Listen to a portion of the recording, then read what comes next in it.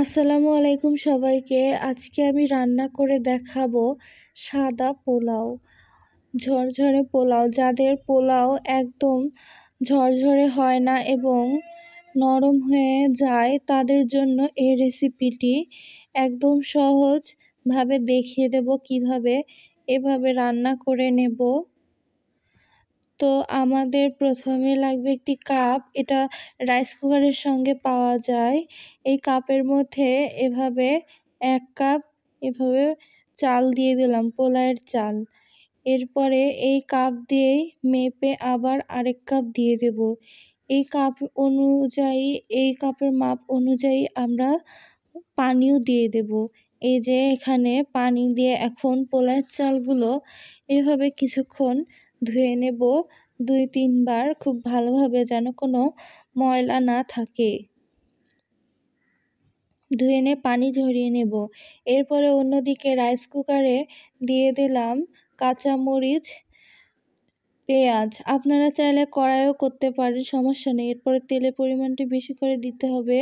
এরপরে দিয়ে দেবো সাদা এলাচ, দারুচিনি, লং, তেজপাতা সবগুলো দিয়ে এখন এগুলো ভেজে নেব। বাদামি কালার করে সবগুলো ভেজে নেব একটু সময় নিয়ে।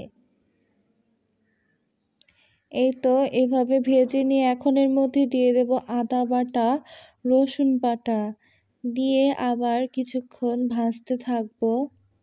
এরপরে এখানে দিয়ে দেব পানি ঝরানো পোলাওয়ের চালগুলো। পোলাওয়ের চালগুলো ঢেলে দিয়ে এখন এগুলো ভাজতে থাকবো।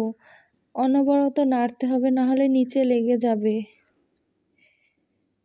এরপরে ওই যে কাপ দিয়ে চাল নিয়েছিলাম, ওই 1 কাপের চাল নিয়েছিলাম, ওই কাপ দিয়ে 2 কাপ পানি দিব। এভাবে 2 কাপ চাল নিয়েছিলাম, এর মধ্যে 4 কাপ পানি দিয়ে দেব। এভাবে মেপে মেপে দেবেন আপনারা। যে কাপ দিয়ে চাল নিবেন সে কাপ দিয়ে পানি দেবেন, তাহলে পোলাও একদম ঝরঝরে হবে। এই তো এভাবে 5-6 মিনিট সবগুলো চাল ভেজে নিলাম। এখন এর মধ্যে পানিগুলো সব ঢেলে দিয়ে দেব। ঢেলে দিয়ে এখন নাড়াচাড়া করে সবগুলো একত্রে এভাবে করে নেব।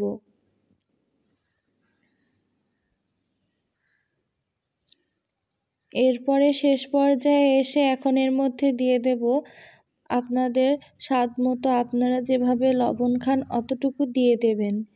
দিয়ে এখন ঢাকনা দিয়ে ঢেকে রান্না করে নেব। এরপরে রান্না করার পর এই তো আমাদের পোলাওয়ের ফাইনাল লুক দেখুন, একদম নরম হয়নি, ঝরঝরে হয়েছে।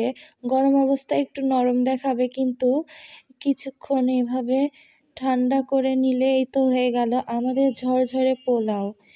দেখতে যতটা সুন্দর হয়েছে, খেতে কিন্তু অসাধারণ। এর উপর এখন পেঁয়াজের বেরেস্তা দিয়ে দিলাম। এই তো হয়ে গেল আমাদের ঝরঝরে পোলাও।